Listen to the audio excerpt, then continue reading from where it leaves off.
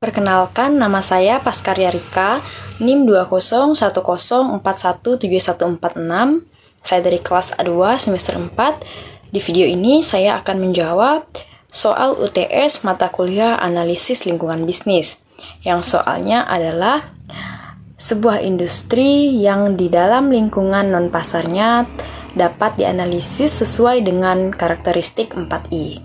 Saya menggunakan industri perusahaan listrik. Yang pertama ada isunya adalah kemampuan non-pasar didefinisikan sebagai tingkat pengetahuan dan keterampilan tacit dan non-tacit yang membantu mengelola proses dari hasil kebijakan publik.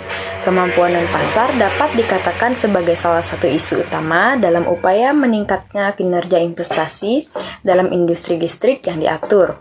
Hal tersebut disampaikan oleh Bapak Heru Dewanto pada sidang program Pascasarjana Ilmu Manajemen Fakultas Ekonomi dan Bisnis Universitas Indonesia pada Rabu 6 Juni 2018. Yang kedua ada interest. Sebuah studi empiris dilakukan untuk menentukan sejauh mana kemampuan non-pasar akan mempengaruhi perusahaan listrik dalam upaya mereka untuk meningkatkan kinerja investasi.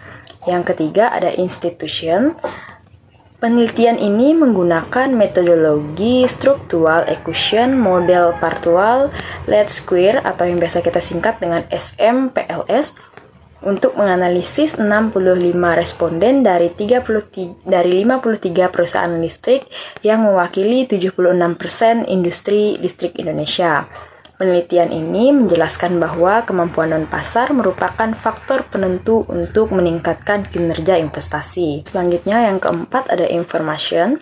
Studi ini membuktikan bahwa kemampuan non-pasar dipengaruhi secara positif oleh manajer wirausaha dan kemampuan non-pasar secara signifikan mempengaruhi kemampuan kemasan investasi untuk meningkatkan kinerja investasi perusahaan. Sementara itu, mengkonfirmasikan prediksi dari perspektif terpadu, temuan ini sebagian didukung oleh penelitian terpadu, temuan ini sebagian didukung oleh penelitian sebelumnya. Dengan beberapa pengecualian penting, studi ini memberikan bukti empiris tentang peran dan pengaruh kemampuan non-pasar dalam mengatasi perubahan peraturan serta dimensi dan ukurannya. Studi ini harus membantu industri listrik mengembangkan strategi dan kemampuan non-pasar yang lebih akurat dengan pengetahuan yang mendalam. Dewan Pimpinan Sidang Terbuka Promosi Doktor memutuskan Bapak Heru Dewanto dinyatakan lulus dengan predikat sangat memuaskan dan berhasil mendapatkan gelar doktornya yang ke-253 dengan kekhususan ilmu manajemen strategik.